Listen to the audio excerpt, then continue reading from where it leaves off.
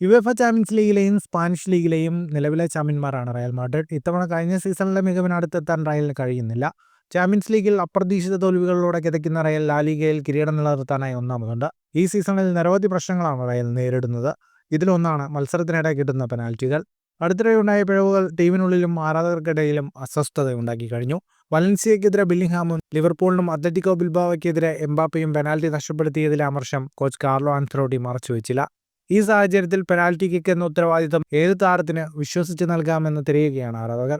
നിലവിൽ വിനീഷ്യസും എംബാപ്പയും ബില്ലിംഗ്ഹാമും മാറി മാറിയാണ് റയലിനായി പെനാൽറ്റി കിക്ക് എടുക്കുന്നത്. എന്നാൽ ഈ പതിവ് റയൽ മാറ്റുമെന്നാണ് റിപ്പോർട്ടുകൾ. 2024-25 പെനാൽറ്റി കണക്കുകൾ എടുത്താൽ വിനീഷ്യസാണ് മുൻപിൽ. ഇതുവരെ എടുത്ത എല്ലാ പെനാൽറ്റി കിക്കുകളും വലയിലാക്കാൻ വിനീഷ്യസിന് കഴിഞ്ഞിട്ടുണ്ട്. ഈ സാഹചര്യത്തിൽ പെനാൽറ്റി കിക്കിൽ റയലിന് പൂർണ്ണമായും വിശ്വസിക്കാനാവുന്നത് വിനീഷ്യസിനെയാണ്. റയലിലേക്ക് എത്തിയതിനു ശേഷം വിനീഷ്യസ് ഒരു പെനാൽറ്റി കിക്ക് പോലും നഷ്ടപ്പെടുത്തിയിട്ടില്ല. സമ്മർദ്ദഘട്ടങ്ങളിൽ പെനാൽറ്റി വലയിലാക്കുന്നതിൽ എംബാപ്പയ്ക്ക് പിഴയ്ക്കുന്നുണ്ട്. 2023-24 സീസണിൽ വിനീഷ്യസ് താനെടുത്ത എല്ലാ പെനാൽറ്റി കിക്കും വലയിലാക്കി.